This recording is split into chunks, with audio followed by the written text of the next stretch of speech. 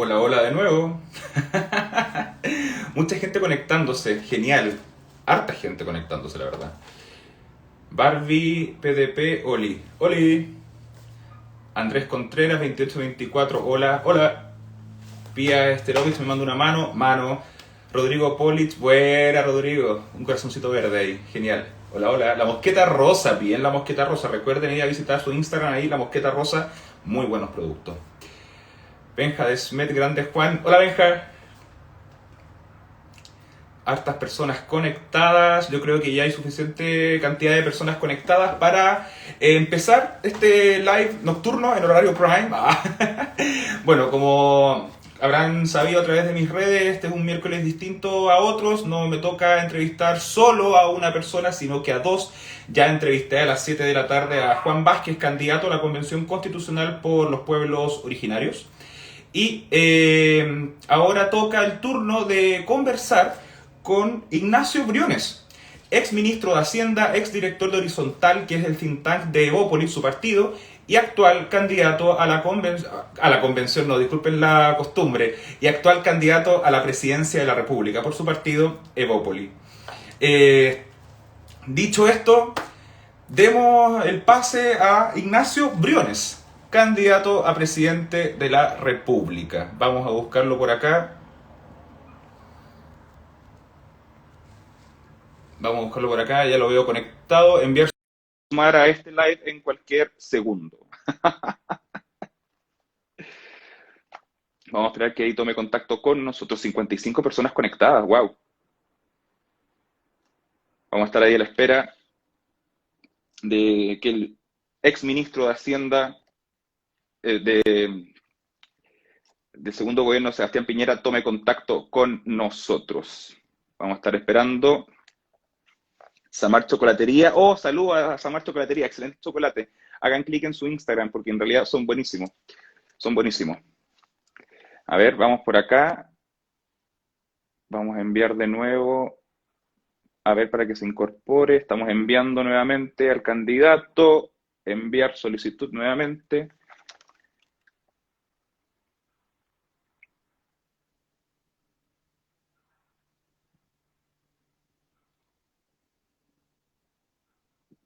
¿61 conectados? Aprovecho mientras esperamos el tiempo que se conecte el candidato. Les quiero decir que vamos a tomar algunas preguntas del público. Así que si quieren hacer alguna pregunta a Ignacio Briones, actual candidato a la presidencia de la República, escríbanmelas en ese icono que van a ver abajo, que ya lo ven abajo, que es como un signo de interrogación. Si tienen preguntas al candidato presidencial, háganlas a través de ese icono, ya que es esa burbujita con un signo de interrogación. Y en medio de esta conversación que tendré con él, voy a escoger algunas, dos, y se las vamos a preguntar directamente al candidato, ¿ya? Ahí veo que está conectado el candidato, vamos a enviar nuevamente la solicitud de incorporación a este chat enviado. Vamos a esperar ahí que se una. Ahí está. Hola Juan, Candidato, ¿cómo está? ¿Me escucha bien? ¿Me ve bien? te veo perfecto, escucho mejor. Buenas noches y gracias por la oportunidad de conversar, Juan. Buenas noches y gracias a usted por su tiempo. Candidato, vamos a temas quizá un poquito banales. ¿Había ido antes a la región de Aysén o es primera vez? No, había estado varias veces antes, Ujú, sobre todo en mi época universitaria. Yo ujú, vine como 10 veces a la carretera austral. ujú. En esa época pescaba harto con mosca, ¿Ya? lo abandoné después. Y es una región que me encanta y tengo buenos amigos acá en Coyhaique. Ujú, De hecho, vengo de comer en la casa de uno de ellos y me ujú. gusta mucho. Así que es un lugar que fascina. Los ministros de Hacienda no, en general no viajan mucho. ¿Le tocó viajar como ministro de Hacienda a Coyhaique alguna vez o no?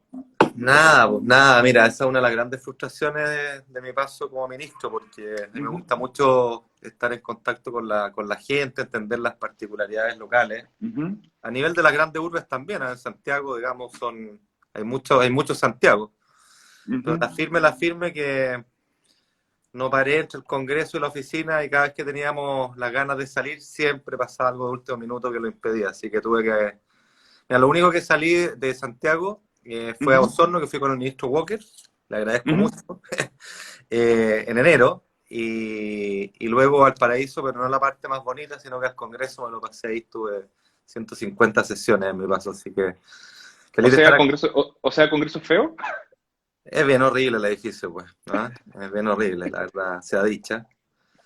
Y Mm, Valparaíso, mucho, o digámoslo de la manera positiva, mm, Valparaíso es infinitamente más bonito que esa parte, ¿no? sí, es verdad. Candidato, estuve viendo sus historias en Instagram de su recorrido por la región de Aysén, que tengo entendido que llegó hoy día. Estuvo en Puerto Aysén, estuvo en Coyhaique, pero sabe que vi un detalle y se lo tengo que reprochar. Escribió mal Coyhaique. ¿Qué pasó ahí? Cosas que pasan a las 5 de la mañana, yo venía De- saliendo medio ¿Mm? oscuro, casi me caigo más encima con los zapatos en la mano para no despertar a nadie, así que gajes del oficio nomás. Perfecto. Candidato, bueno, usted fue ministro de Hacienda, así que de números debe entender. Vamos a los números. Vamos. Vamos a los números. Vi que se reunió también con un grupo de pescadores en Puerto Aysén. Y de eso le quiero hablar, de este sector económico que es la pesca, que está muy presente en la región de Aysén. De hecho, el Producto Interno Bruto de la región de Aysén en relación a la pesca es como un 27%, no es menor. Sin embargo, pasa que no se traduce en mucha empleabilidad para personas de la región de Aysén y también las empresas pesqueras no terminan tributando en la región. Entonces hay una sensación en la comunidad de toda la región de Aysén como que vienen, extraen y se van. Desde su punto de vista, como ex ministro de Hacienda y como candidato presidencial, ¿existe alguna propuesta para modificar, cambiar eso o amortiguarlo y que parte de esa plata, que no es menor, se quede en la región? Absolutamente. Pues lo primero hay que decir que eso está mal por todos los lados. Mm, Yo como liberal creo mucho en la desconcentración del poder en todos los planos, económicos, en los mercados y por supuesto políticos. ujú, La verdad es que es bien, lo debo decir con harta honestidad, es bien frustrante cuando uno tiene estas conversaciones con las personas en las regiones, que lo primero que aflora ujú. es no solamente la constatación de la falta de centralización, sino que una pena bien profunda. Yo reflexionaba harto sobre esto porque esa pena en el fondo no es que no haya medidas, sino que te ignoran. Desde el centro te ignoran por completo y esa ignorancia Ujú, es triste porque es como tratar con poco respeto a las regiones, me parece a mí.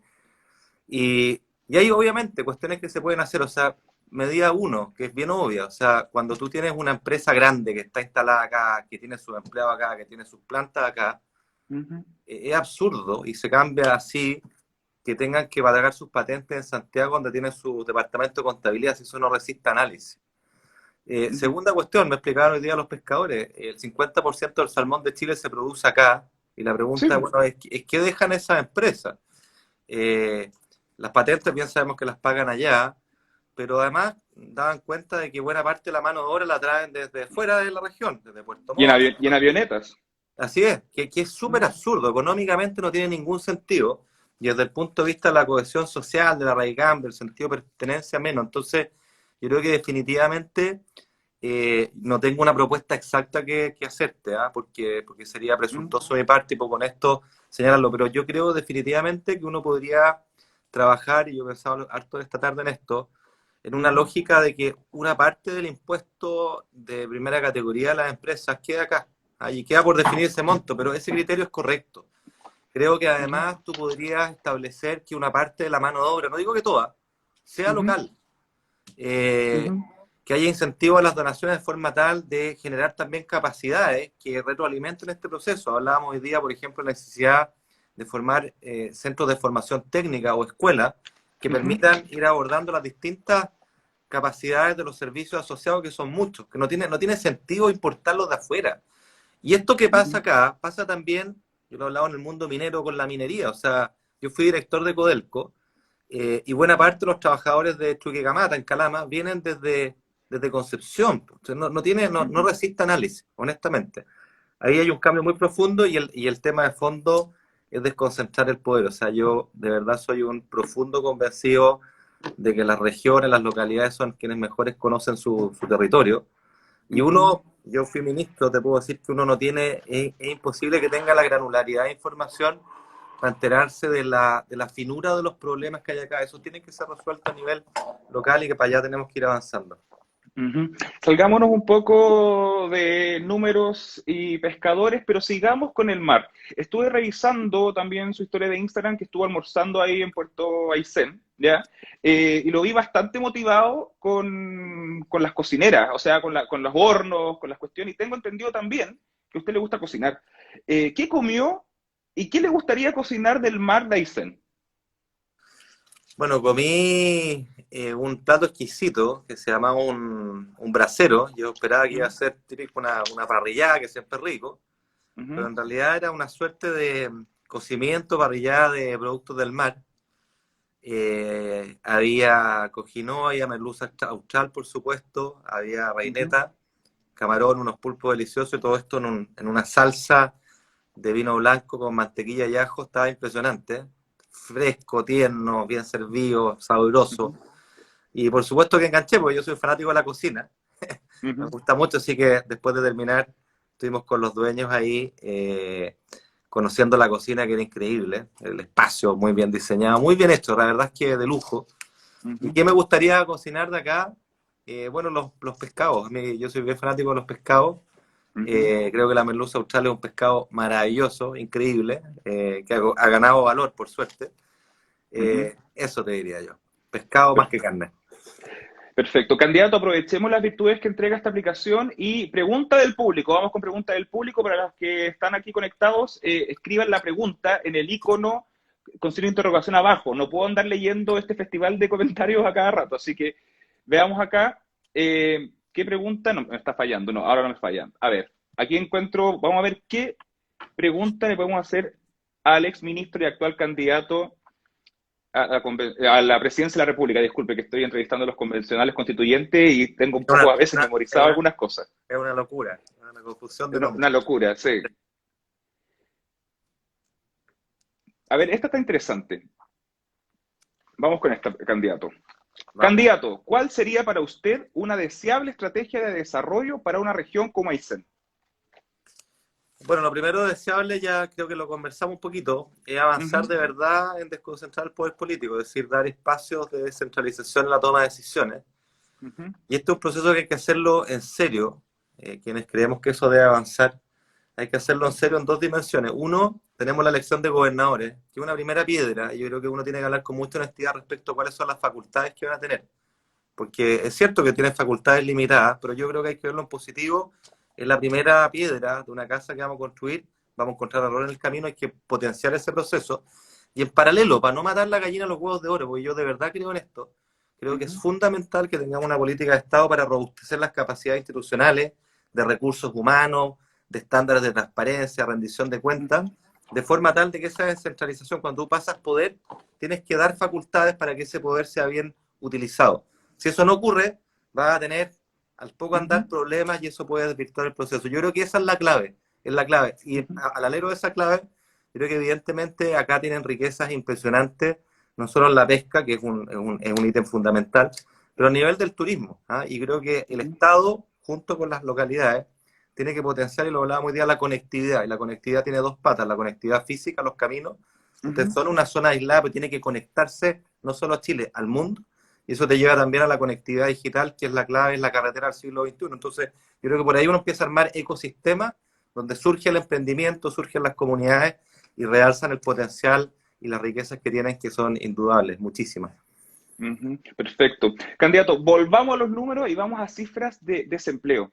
La región de Aysén, en general, de hecho yo creo que desde el retorno a la democracia en los años 90 se caracteriza por tener lo que algunos mencionan casi empleo pleno, ¿ya? La cesantía es entre el 3 y el 4% normalmente y ahora, dado los efectos de la pandemia, esta cifra ha llegado al 7,5%, que sigue siendo bajo en comparación a otros lugares de Chile. Sin embargo, los sueldos están un poquito por debajo del promedio en comparación a las otras regiones de Chile, ¿ya? Y la región de Aysén tiene costos de vida muy altos. Por ejemplo, la luz, que sigue siendo una de las más caras de Chile, incluso cuando se creó la idea de hacer una mega represa, ni siquiera estaba contemplada la baja del precio de la luz. En ese sentido, ¿hacia dónde debiese apuntar las políticas públicas para poder controlar un poco eso? ¿O hacia qué industria habría que impulsar para que exista quizás sueldos más acordes a la realidad de la región, teniendo más encima buenos índices de empleo. Es una gran pregunta. Mira, lo primero es constatar que Chile está caro. Esto es algo que estamos trabajando nosotros en el programa, el centro de estudios nuestro. Probablemente a quienes nos escuchan han escuchado alguna vez el cuento, la historia de alguien que dice que vive fuera de Chile, en Europa, y dice, oye, acá el carro del supermercado me sale igual que en Europa. Chile está caro, y yo no tengo una respuesta taxativa de por qué está caro, pero hay algunas pistas que uno puede identificar. O sea, ¿por qué una manzana chilena vale más cara acá que en un supermercado de Europa? Y son mejores las manzanas chilenas en Europa que acá. Y además, o sea, doble efecto, ¿te fijáis? Yo creo que hay varias hipótesis. Hay temas de productividad, yo creo que hay temas de logística, particularmente en zonas aisladas, pero también hay temas de competencia en los mercados, creo yo. Y eso es algo que tenemos que mirar con mucha atención y con mucha fuerza. Y en las regiones aisladas, acá basta ver la lista de precios, es mucho más caro. Es mucho más caro. Y yo creo que se justifica plenamente que en las zonas aisladas haya regímenes de excepción, precisamente porque tú quieres potenciar una zona donde hay muchos chilenos que hacen patria, que quieren desarrollarse, que quieren emprender, y eso es deseable para el país, es bueno para el país, y uno tiene que fomentar aquello. Entonces son varios instrumentos. Y en el problema general, perdona que me alargue, yo creo que nosotros estamos en un estadio, y a propósito del 18 de octubre, donde tenemos que hacer reformas a la política social muy, muy profundas. Y te voy a dar solo una clave. Yo soy de los que cree que nosotros tenemos que avanzar en tener una política que asegure un piso mínimo de ingresos y que conforme los ingresos vayan subiendo, los ingresos formales, el Estado te ponga plata adicional. Es decir, si tú ganas un peso, yo te pongo otro peso, un 1 más 1, de forma tal de agrandar tu ingreso, particularmente para las familias que están más exigidas, ¿no? Sí, pero candidato, ¿cuál sería ese piso mínimo, por ejemplo, de ingreso? Porque se habla mucho de piso mínimo, de PIB, de un montón de cifras, pero ¿cuánto sería en lo concreto? ¿Cuál es un piso mínimo, según su criterio, de sueldo? Mira, yo no me quiero tirar un carril, pero te voy a dar el siguiente ejemplo. Por ejemplo, esto que estoy diciendo es una política que de alguna manera ya existe en Chile. Cuando uno piensa en las pensiones, que estamos hablando, que es un tema medular, y piensa en el pilar solidario. El pilar solidario es un sistema que se construye en que te asegura un piso mínimo de 170.000 pesos, que es la pensión básica solidaria. Y de ahí, en función de lo que tú acumulaste, te pongo más o menos plata. ¿Ya? Si yo sobre esos 170.000 acumulé poco, te pongo más plata que alguien que acumuló 400.000 pesos. Y de hecho el subsidio se extingue en los 500.000. Creo que esa es la lógica que hay que replicar, no solo para la vejez, sino que a nivel de los ingresos, de los salarios, de forma tal de apoyar esos salarios y manteniendo las particularidades de las zonas extremas. Y te agrego un punto más que es fundamental, que es algo que yo he recogido hablando con las personas y creo que es bastante claro. En Chile tenemos un problema de endeudamiento, particularmente en la clase media, a nivel de consumo, y que tiene la dificultad que las tasas que tú pagas son muy altas. O sea, las tasas de consumo son fácilmente 25-30%. Para una persona que gana 1 millón de pesos, que típicamente está endeudada en 2 millones, significa que al año pago 500.000 pesos en interés. Una propuesta que nosotros hemos hecho, que se puede hacer, que es responsable y que alivia el presupuesto familiar, es decir, ¿saben qué? Vamos a hacer un crédito estatal solidario, tasa real cero, en que tú agarras esa plata, agarras esos 2 millones de pesos y los llevas a prepagar esa deuda cara. Cambias una deuda cara por una deuda barata y le estás inyectando al presupuesto familiar esos 500.000 pesos en intereses que estabas pagando. Eso se puede hacer y creo que es una medida que va en la línea de lo que tú dices, que al final es aumentar el poder de compra de las familias. Candidato, en su calidad de economista, le tengo una pregunta que a mí en lo personal me ha hecho ruido en el último tiempo, sobre todo desde el estallido social, que se habla de esta gran clase media que existe en el país. ¿Usted considera que en Chile existe una gran clase media o es una clase baja con acceso a crédito? Yo creo que es más lo segundo. Hay que ponerlo en perspectiva. Hay que pensar que la clase media es algo que, desde el punto de vista histórico, es algo nuevo en nuestro país. Esta clase media ha emergido, se ha forjado luego el retorno a la democracia. Antes, la verdad es que los extremos eran mucho más separados. Tenías una elite y tenías una clase proletaria menos acomodada, ¿no? Había una clase media que se ha construido a sí misma, y yo siempre digo que hay que rendirle un monumento, porque se ha sacado la mugre. Y hoy día, frente al gran problema, y me lo dicen muchas personas, estamos en el jamón del sándwich, porque somos demasiado ricos para que nos den los subsidios estatales y demasiado pobres para acceder a los beneficios del sector privado. Estoy pensando, por ejemplo, en la compra de una casa.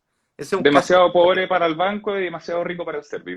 tal cual. Pues, y eso vuelve a conversar con lo que te decía la política social, porque la política social, ¿por qué tiene que ser reformulada? Porque nuestra política social fue muy exitosa y hay que saludar aquello en combatir la pobreza. Pero es una lógica que tú dices, cuando yo estoy en el X% más vulnerable, en el 40, en el 60, recibo todo, pues te pasáis un peso porque quisiste trabajar más, porque te esforzaste y lo perdiste todo.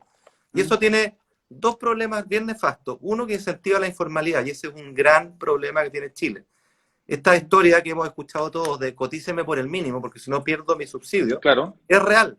Y eso es fatal porque al final tú generas bolsones de pobreza. Y por el otro lado, las personas que se esfuerzan y que quieren trabajar más y que tienen oportunidades y que tienen un ingreso adicional lo pierden todo. Entonces hay que hacer esta transición mucho más gradual y apoyar a todos los sectores, incluyendo la clase media, y se logra con transferencias directas.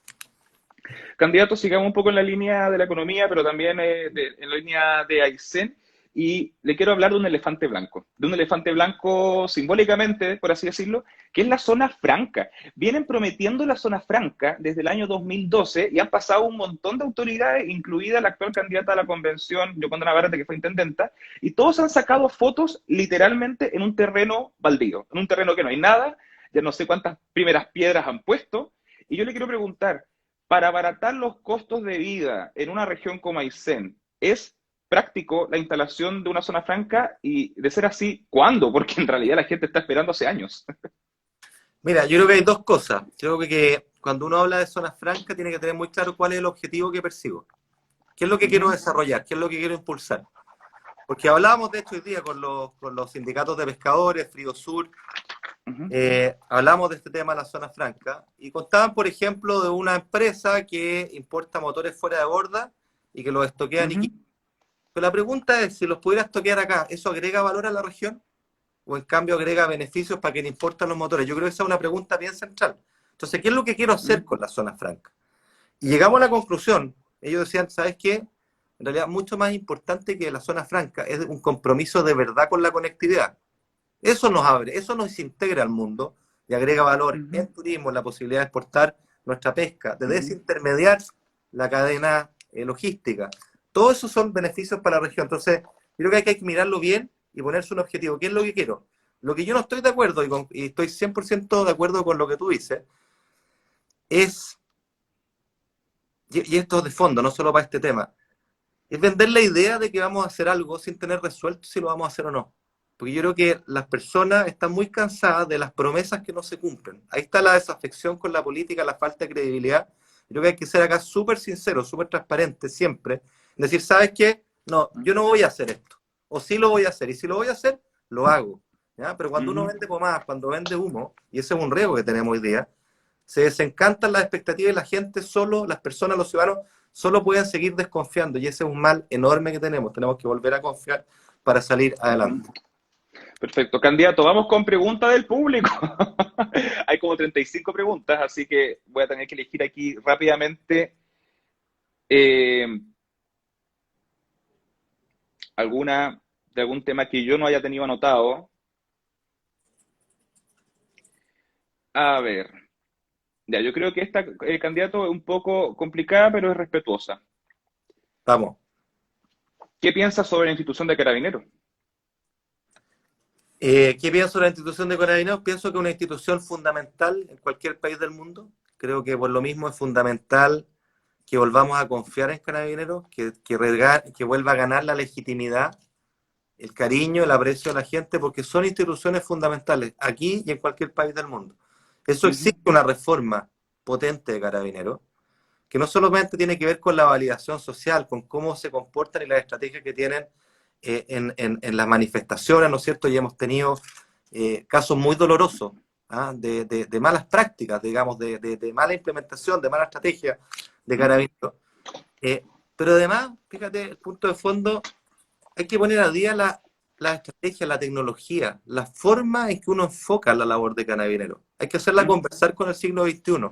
Y estos dos cambios, que son bien de fondo, requieren, uno, un acuerdo político para poder impulsarlo, porque esto es una política de Estado, no resuelve un gobierno, dura varios gobiernos. Y lo segundo, ser muy claro que acá no hay balas de plata, esto no es de la noche a la mañana, este es un proceso. Y esto también es un llamado de atención a nosotros como ciudadanos que exigimos que la cuestión cambie de la noche a la mañana. ¿No? Oye, si los cambios profundos son lentos, lo importante es poner la primera piedra, hacerla creíble y marcar la dirección de que vamos hacia allá. Eso es lo que yo pienso sobre Carabineros. Sí. Lo que pasa, candidato, es que si bien la seguridad pública debe existir en todo país por el bien de todos nosotros, y eso está claro, la institución está altamente cuestionada antes del estallido social y ahí, no sé, los ojos reventados que han sucedido con algunos casos, por ejemplo, de distintas violaciones a los derechos humanos que lo han dicho algunas instituciones internacionales, más el desfalco y la estafa que ha hecho la institución de los rangos más altos, ha hecho que la credibilidad de la institución esté por el suelo. En ese sentido, ¿cómo se logra recuperar un poco la confianza en esa institución que es clave? Basta un perfeccionamiento, hay que reformarlo, hay que cambiar el nombre. No, hay que reformarlo de manera muy profunda. O sea, acá ha habido violación a los derechos humanos muy dolorosas. Y eso tiene que ver con malas prácticas o malas formas. Los casos de corrupción fueron tremendamente dañinos. No solo a nivel de Carabineros, también en el Ejército. Y hemos visto casos de corrupción en muchas instituciones. Entonces, quienes creemos en las instituciones, porque acá hay dos soluciones. Es decir, ¿sabes qué? Las instituciones valen hongo. Yo no creo en eso. Las instituciones son valiosas y porque son valiosas hay que hacer cambios de fondo que sean de fondo y porque son importantes hay que hacerlos creíbles. Eso requiere un acuerdo y requiere una dirección, como te decía, de los códigos, las prácticas que tiene Carabineros, que no son las del siglo XX las que necesitamos, estamos del siglo XXI conectados con la ciudadanía, cercano a la ciudadanía, cumpliendo su rol, pero además con técnicas, ¿no es cierto?, que se basen en datos, en la ciencia de datos que te permitan investigar, que te permitan anticipar, prever. Creo que todos esos son desafíos fundamentales que nosotros tenemos que abordar con una reforma profunda.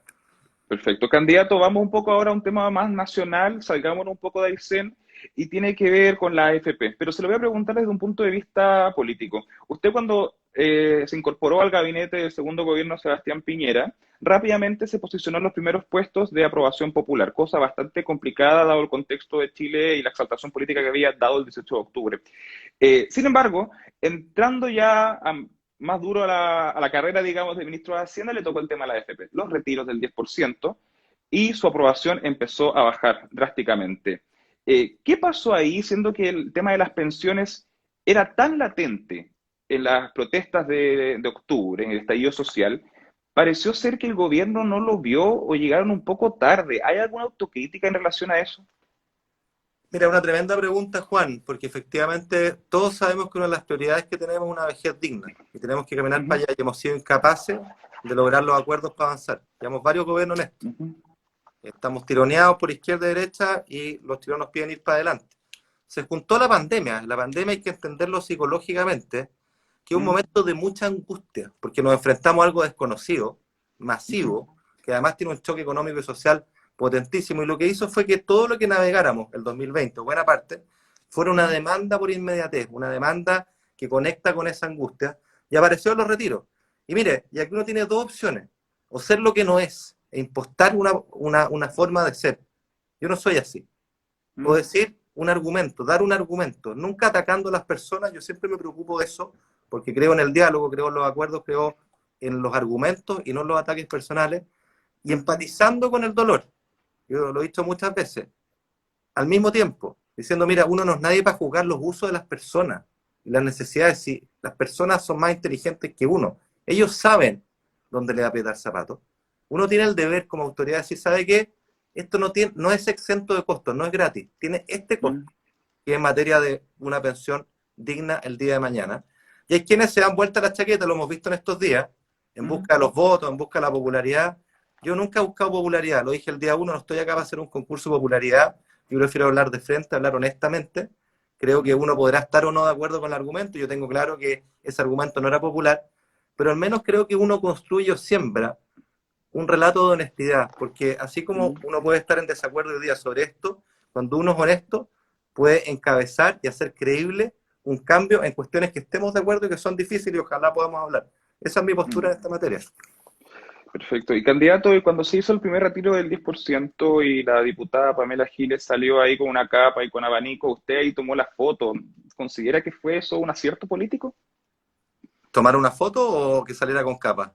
Ella. No, que usted tomara una foto mientras ella corría como Naruto. Mira, yo la tomé, más que una foto, un video, ¿eh? Ella me lo pidió harto, yo lo tomé con mi teléfono personal, así que no son recursos Mm, públicos, ni mucho menos, porque me pareció que asistía a un momento que era bien único, ¿ah? Por lo mm, que significaba, lo que veníamos hablando recién, pero porque también asistíamos a la confirmación de la política espectáculo, ¿ah? Y yo no creo en la política espectáculo, yo creo que la política es demasiado importante para banalizarla.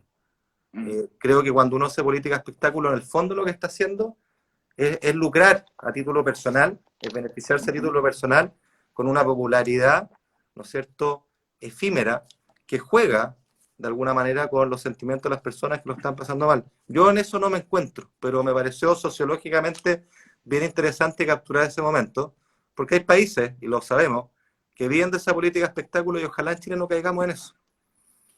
Perfecto. Candidato, ya para ir finalizando, quería tocar un tema que yo creo que va a ser el tema que va a marcar mucho este gobierno a lo largo de la historia, tiene que ver con el estallido social y la violación a los derechos humanos. En distintas ocasiones, la subsecretaria de Derechos Humanos, que también es militante de su partido, Sí. eh, junto con el gobierno, han recurrido a informes de organismos internacionales como la Alta Comisión de los Derechos Humanos que preside Michelle Bachelet, Human Rights Watch, Amnistía Internacional, para criticar violación a los derechos humanos en países como Venezuela, Nicaragua, etcétera. Sin embargo, cuando esas mismas organizaciones dijeron que habían violación a los derechos humanos en Chile desde el 18 de octubre, el gobierno y la propia subsecretaria como que lo desestimó, como que lo miró como poca cosa. ¿Considera que fue acertado y cuál es su visión al respecto? ¿Usted confía en el criterio de las organizaciones internacionales que dicen que hubo violación a los derechos humanos por parte del gobierno del cual usted fue parte? Miren, los derechos humanos hay que defenderlos siempre con mucha fuerza. Es de las cosas, de los avances civilizatorios más importantes que hemos tenido. Si los Mm, derechos humanos, nuestra vida, sociedad y en el concierto mundial sería triste, sería lamentable, sería tiránica en muchos mm, aspectos. Nosotros como país tenemos una experiencia lamentable de violación sistemática de los derechos humanos bajo la dictadura y creo que todos debiéramos aprender la lección y quienes son más jóvenes revisar esa historia para nunca más repetirla. Ahora, yo hago una distinción que es sutil pero que es importante. En mm, materia de violaciones de derechos humanos hay dos tipos, hay dos caminos, ¿no? Uno cuando es una política institucionalizada por parte del Estado, que es lo mm, que se comprobó en la dictadura en nuestro país, es lo que pasa en mm, Venezuela y es lo que pasa en Nicaragua. Y también hay violaciones de los derechos humanos que se definen siempre cuando el Estado viola, ¿no es cierto?, los derechos de la ciudadanía, pero que puede no responder a una política sistemática. Lo que mm, ocurrió en Chile en las protestas, ¿no es cierto?, los casos de los ojos y mm, otros, son violaciones de los derechos humanos, pero mm, no responden a una política sistemática que haya armado el gobierno, que haya armado a las policías para violar, ¿ya? Entonces, esa distinción es sutil, pero es importante para mm, poder parar las distintas situaciones. Pero insisto, creo que los derechos humanos siempre tienen que estar en el centro de nuestra preocupación, condenarlos siempre sin tapujo y buscar mm. siempre la verdad en esta materia. ¿Y cuánta responsabilidad recae en un presidente de la República de que haya sucedido eso, dado que es la única persona facultada de poder controlar la fuerza y ejercer la fuerza en un Mire, país? vuelvo a decir, por eso que esta distinción es importante. Usted Mm, puede tener una política sistemática como política de Estado para violar derechos humanos. Y eso implica un diseño, implica una estrategia. Yo tengo el convencimiento absoluto, habiendo mm, formado parte del gobierno, que eso no fue el caso en Chile. Y es importante hacer esta distinción.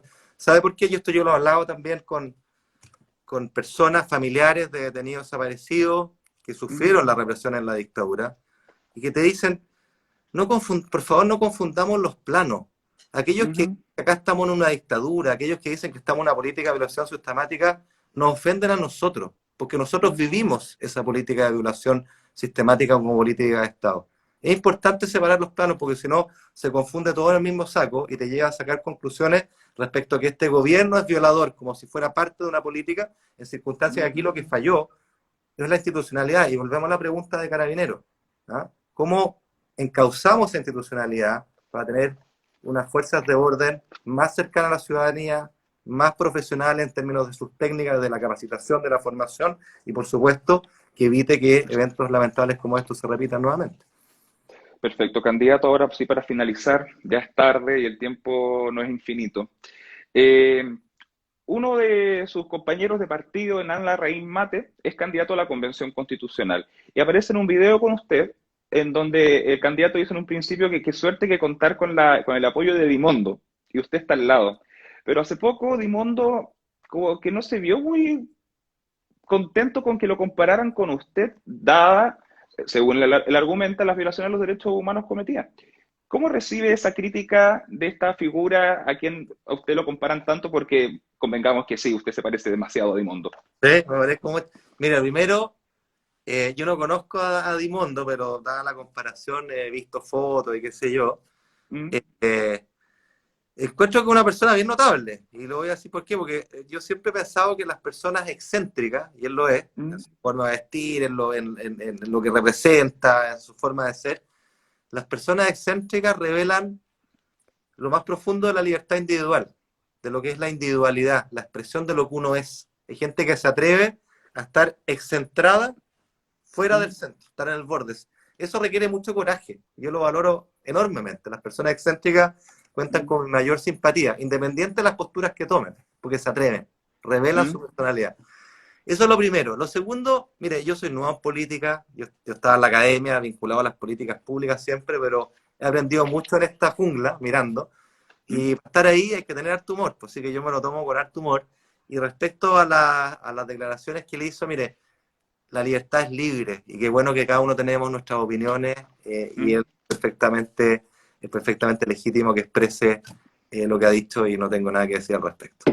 Y luego de los dichos de Dimondo, ¿el partido va a seguir diciendo así como que usted se parece a Dimondo o ya no van a ocupar mucho el recurso de Dimondo? Mira, no sé, yo tengo harto humor, yo no soy tonto grave, me cargan los tontos graves, los beatos, creo que ¿Mm? es gente aburrida, y uno tiene que estar, aunque tenga pega seria, tratando de entretenerse, de pasarlo bien en el sentido amplio de la palabra, no en una cosa eh, utilitaria o banal, sino que en un contexto de un trabajo colectivo donde hay muchas realizaciones, no solo de uno, sino que del equipo.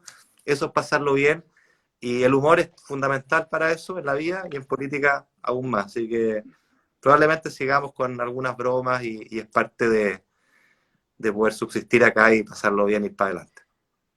Ignacio Briones, candidato a la presidencia de la República por Evópoli, ex ministro de Hacienda. Muchas gracias por su tiempo y disponibilidad.